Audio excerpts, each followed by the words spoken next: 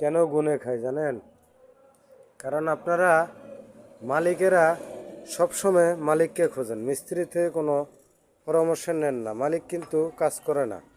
এই যে ফার্নিচারটা গুনে খাইছে, এখন আপনারা এত কষ্ট করে টাকা দিয়ে ফার্নিচার বানান, কিন্তু ফার্নিচার দোকানে যে দেখেন না যে সার কাঠ দিল নাকি অসার কাঠ দিল, আপনারা এটা চিন্তাও করেন না।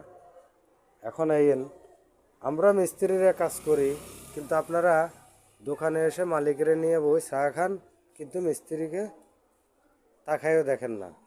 এখন কাজটা করে কিন্তু মিস্ত্রি থেকে একটা পরামর্শ নেবেন, তাইলে জিনিসটা ভালো হবে। এই যে আপনি ফার্নিচারটা বানাইছেন, এটা আপনি প্রত্যেক 4-5 বছর পর পর একবার করে রং করবেন, তারপরে এটা রং করার টাইমে ওষুধ দিয়ে দিবেন, তাইলে আপনার ফার্নিচারটা গুনে খাবে না। কিন্তু আপনারা মিস্ত্রি থেকে পরামর্শ নেন না, ফার্নিচার বানিয়ে নিয়ে যান, কয়দিন পর ফার্নিচার গুনে খেয়ে ফেলে তখন মিস্ত্রিকে গালিগালাজ করেন।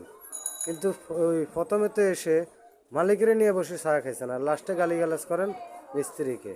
ভাই, মিস্ত্রির দোষ দিয়ে লাভ নাই। মিস্ত্রি আমরা কর্মজীবী মানুষ, আমাদের করে খেতে হয়। মালিক যেটা বলবে আমরা সেটাই করতে হবে। যদি অসার কাঠ দেয় তাহলে আমরা ওটাই দিয়ে ফার্নিচার বানিয়ে দিতে হবে। আমাদের পকেট থেকে তো আমরা দিতে পারবো না, কারণ সেই সামর্থ্য আমাদের নাই। এই যে পুরান জিনিসটা রং করলে একবারে নতুন হয়ে যাবে, কারণ এটা আর পুরান দেখাবে না, মনে হবে আপনি দোকান থেকে নতুন কিনে আনছেন।